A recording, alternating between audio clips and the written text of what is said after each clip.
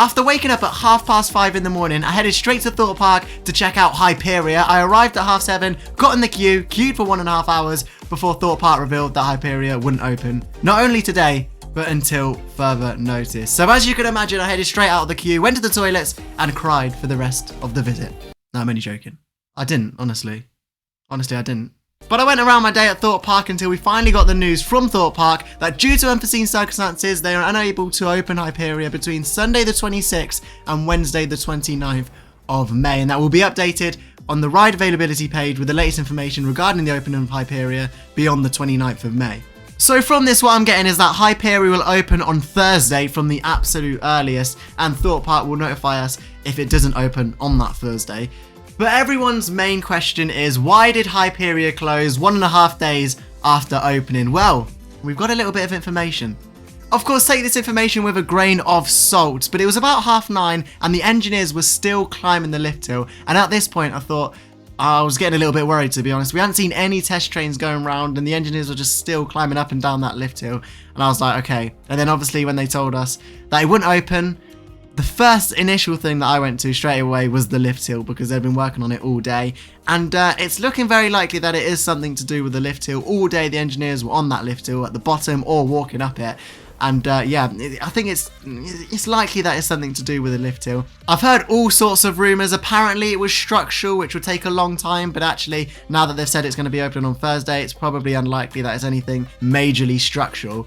But yeah, going back to the lift hill rumour that was going around as well. Apparently, they ordered a new part and it's coming tomorrow. That was something that I heard. I also heard from one of the workers at Thorpe Park that Mac Rides and the Mac family were on the plane literally yesterday. So when they announced this, the Mac family were already on the plane from Germany to the UK. So they were on it straight away.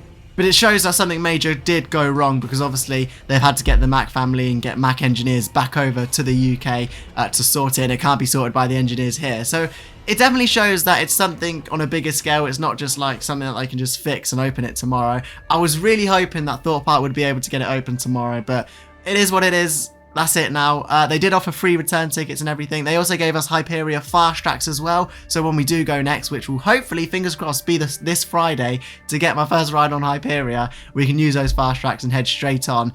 Or they had the option to use the fast track for that day for the rest of the rides at Thorpe Park. Of course, I chose the Hyperia ones because long term, it was the right thing to do. Of course, I'm not an engineer, so I don't specifically know what's wrong with the lift hill if it was to be that.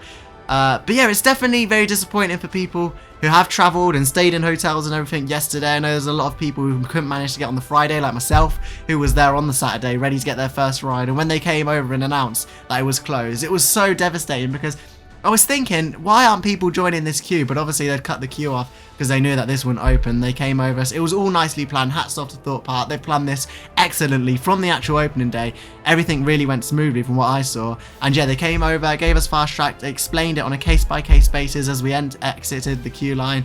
We were chatted with, and yeah, it was really, really good communication from the park. Hats off to Thorpe Park. You know, this park had come so far. 3 years ago, they were doing what? Black Mirror Labyrinth, and now they're opening the tallest coaster. I love Thorpe Park now. It's come very far. But yeah, everything was also organised very, very well. And please, please, please, give these guys a rest. If you're going to guest service and just going to shout at them, please, just think twice about doing it. This is not their fault at all. It's no one's fault. This happens with new rides. At least we're not getting a Top Thrill 2 2.0 where it's shut for like 2 months.